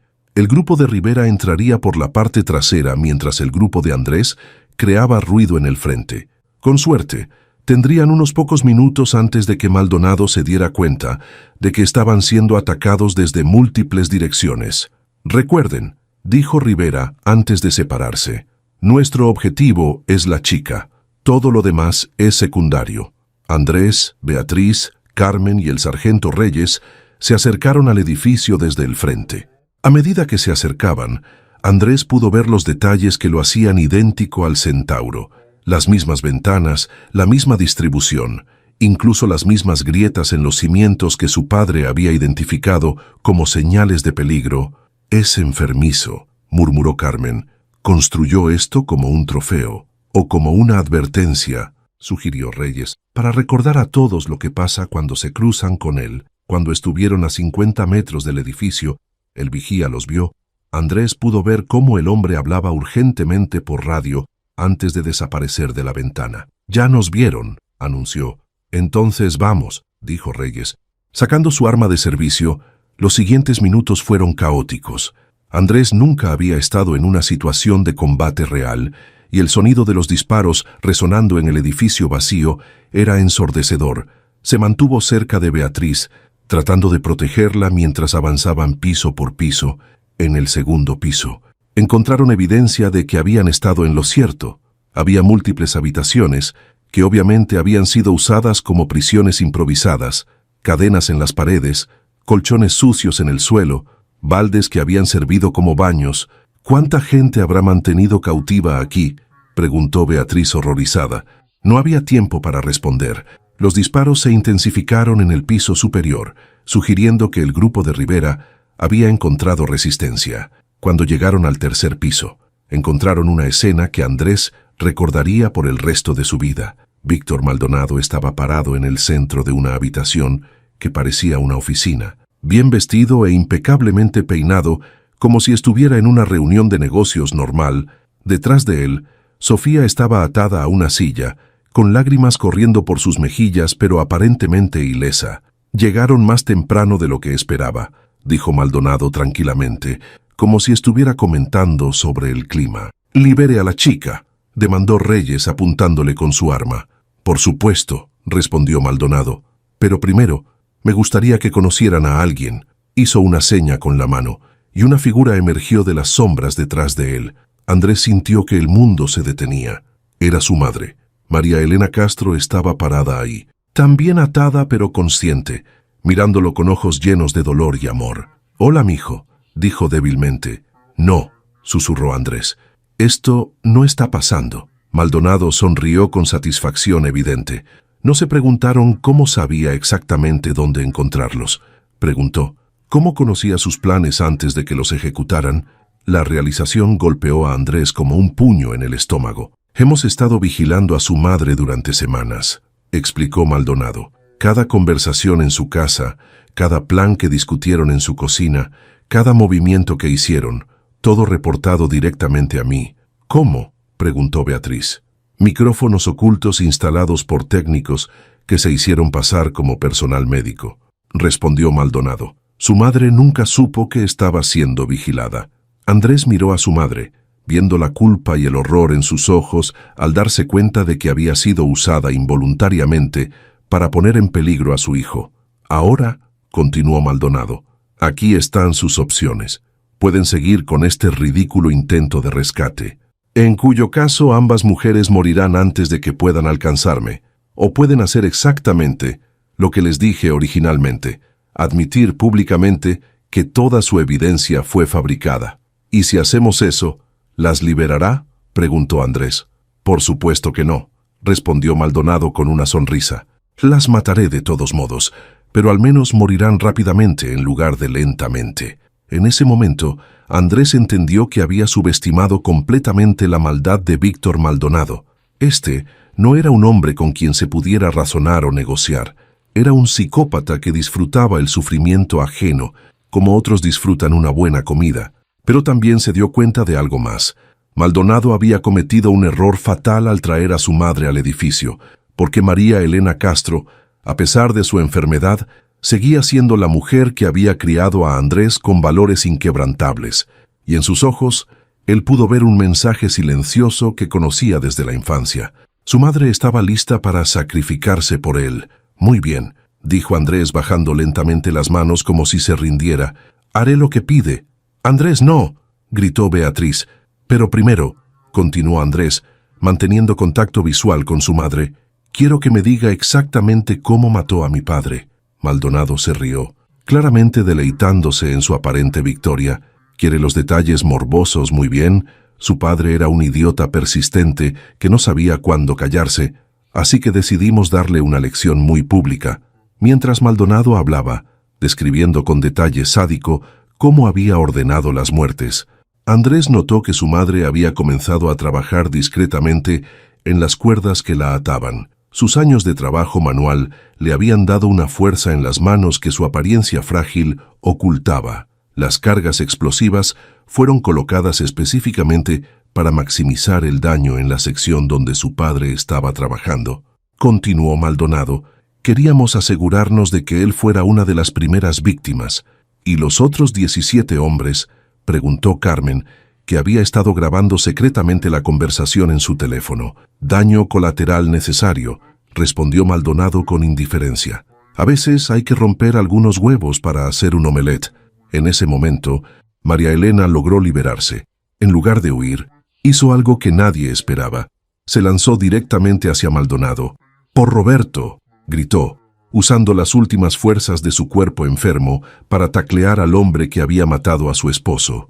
El caos que siguió ocurrió en cámara lenta. Maldonado, sorprendido por el ataque inesperado, perdió el equilibrio y su arma salió volando. Reyes disparó, pero falló cuando Maldonado y María Elena rodaron por el suelo. Andrés y Beatriz corrieron hacia Sofía para liberarla. «¡La evidencia!», gritó Carmen, señalando hacia una mesa donde Maldonado había tenido múltiples laptops y documentos esparcidos. «Está tratando de destruir la evidencia». Efectivamente, Maldonado había logrado alcanzar un control remoto y estaba presionando botones frenéticamente. Humo comenzó a salir de varios de los dispositivos electrónicos, pero era demasiado tarde para él. Rivera y su equipo habían llegado al piso y rodeado la habitación. Maldonado estaba atrapado, herido, y rodeado de testigos que habían escuchado su confesión completa. «Víctor Maldonado», anunció Reyes oficialmente, «está arrestado por asesinato múltiple, secuestro y conspiración». Mientras los oficiales esposaban a Maldonado, Andrés se arrodilló junto a su madre, quien había colapsado después del esfuerzo físico. «Mamá, ¿estás bien?». María Elena lo miró con ojos brillantes, llenos de una paz que él no había visto en años. «Estoy bien, mijo», susurró. Tu papá finalmente puede descansar en paz». Beatriz había liberado a Sofía y ambas se abrazaban llorando. Pero cuando Sofía se separó, sus primeras palabras fueron para Andrés. «Gracias», dijo simplemente. «Gracias por salvarme». «Gracias a ti por ser tan valiente», respondió Andrés. Carmen había logrado salvar algunos de los documentos antes de que fueran completamente destruidos, pero más importante aún, había grabado toda la confesión de Maldonado. «Con esto», anunció mostrando su teléfono, «tenemos suficiente evidencia para enjuiciar no solo a Maldonado, sino a toda su red de corrupción». Mientras los paramédicos atendían a María Elena y a Sofía y la policía procesaba la escena del crimen, Andrés se encontró parado en una ventana del edificio, mirando hacia la ciudad que se extendía más allá. Beatriz se acercó y se paró junto a él.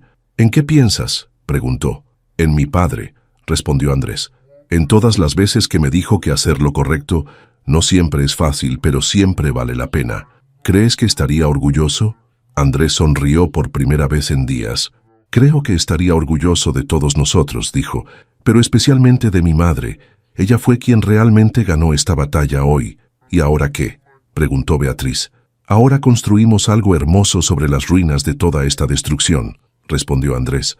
«La Fundación Roberto Castro va a ayudar a muchas familias, y cada vida que salvemos será un golpe más contra todo lo que Maldonado representaba». «¿Crees que podremos ser amigos?», preguntó Beatriz hesitantemente. «Después de todo lo que ha pasado, después de todo lo que mi familia te hizo». Andrés la miró, viendo no a la heredera de un imperio corrupto, sino a una mujer que había encontrado el valor para enfrentar los pecados de su familia y luchar para enmendarlos. «Creo que ya somos más que amigos», dijo. «Somos familia, una familia construida no por sangre, sino por la elección de hacer lo correcto cuando era más difícil».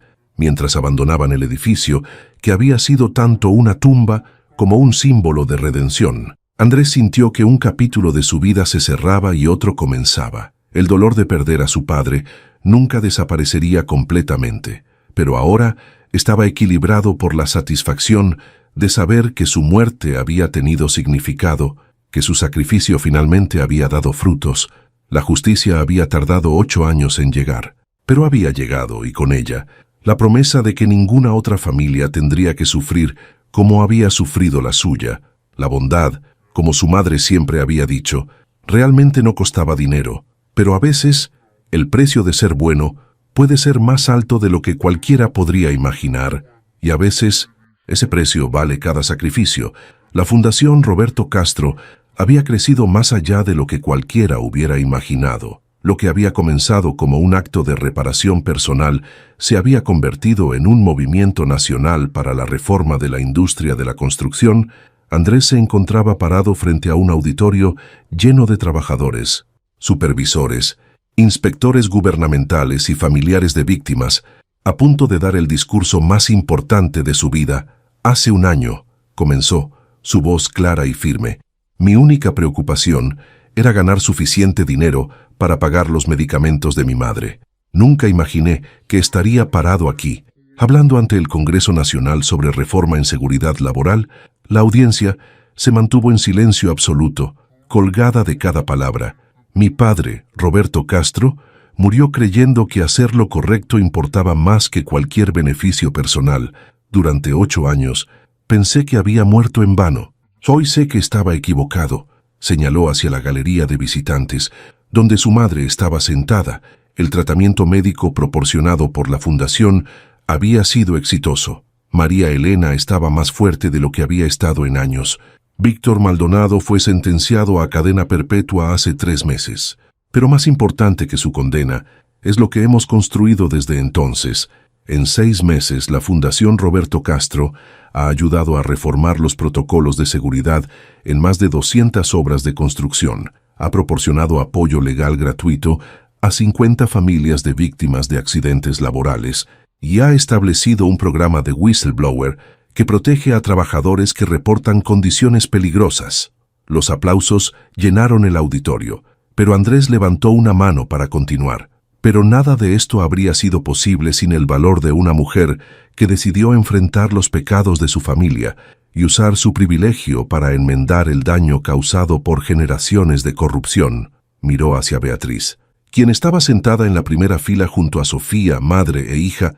Habían logrado reparar su relación en los meses siguientes al rescate, fortalecidas por la experiencia compartida de casi perder lo que más amaban. Beatriz Castillo no tenía que arriesgar su seguridad, su fortuna o la relación con su hija para ayudar a familias como la mía, pero lo hizo porque entendió algo fundamental, que la verdadera riqueza no se mide en dinero, sino en la capacidad de hacer la diferencia en las vidas de otros. Después del discurso, mientras la multitud se dispersaba lentamente, Andrés se encontró en los escalones del edificio del Congreso con las personas que se habían convertido en su familia elegida. Carmen Delgado había ganado el Premio Nacional de Periodismo por su cobertura del caso Maldonado y ahora dirigía una división especial de investigación en corrupción corporativa. ¿Sabes lo que es lo más irónico de todo esto?, dijo Carmen, encendiendo un cigarrillo a pesar de los regaños constantes de todos sobre su salud. ¿Qué?, preguntó Beatriz. Maldonado pensó que podía usar la codicia y el miedo para controlar a todos, pero al final fue derrotado por la bondad simple, por un mecánico que decidió ayudar a una extraña en una noche lluviosa sin esperar nada a cambio. No fue solo bondad, corrigió Andrés, fue justicia. Y la justicia requiere que las personas buenas tengan el valor de luchar contra las malas. Sofía, quien había decidido estudiar Derecho para seguir el trabajo de la Fundación, se acercó a Andrés. ¿Puedo preguntarte algo?, dijo. Por supuesto. Esa noche, cuando ayudaste a mi madre, ¿realmente no tenías idea de quién era? Andrés sonrió. No tenía ni la menor idea. Para mí, ella era solo una madre desesperada que necesitaba llegar al hospital para ver a su hija. Y si hubieras sabido que era la hija del hombre que mató a tu padre. Andrés consideró la pregunta cuidadosamente. Honestamente no lo sé, admitió. Quiero pensar que habría hecho lo mismo, pero el dolor y la ira son poderosos. Tal vez habría sido diferente, pero no fue diferente, señaló Sofía. Y esa es la diferencia entre personas como tú y personas como Maldonado. Las personas buenas actúan con bondad, incluso cuando no conocen toda la historia. Las personas malas actúan con maldad incluso cuando la conocen. María Elena se acercó al grupo, caminando lentamente pero con dignidad renovada. «¿De qué están hablando?», preguntó. «De destino», respondió Beatriz, «de cómo a veces las peores tragedias pueden llevar a los mejores resultados». «Ah», dijo María Elena con una sonrisa sabia. «Eso no es destino, mija.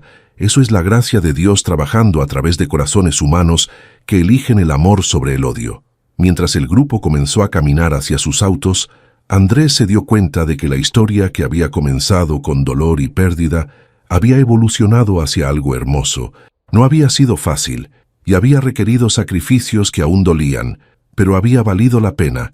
Su padre estaría orgulloso, su madre estaba viva y sana, la justicia había prevalecido, y en una noche lluviosa que parecía haber ocurrido en otra vida, un simple acto de bondad había cambiado el curso de la historia para docenas de familias. A veces, reflexionó Andrés mientras conducía a casa con su madre a su lado, los milagros no llegan como eventos sobrenaturales dramáticos, a veces llegan disfrazados como oportunidades ordinarias para hacer lo correcto, y a veces, esas oportunidades ordinarias resultan ser lo más extraordinario que le puede pasar a una persona. La lluvia había comenzado a caer nuevamente, pero esta vez, en lugar de representar desesperación, representaba renovación, un nuevo comienzo para todos los que habían tenido el valor de luchar por la verdad, y en la distancia, casi imperceptible pero definitivamente ahí, se podía escuchar el sonido de la esperanza renovándose en los corazones de aquellos que habían pensado que la habían perdido para siempre.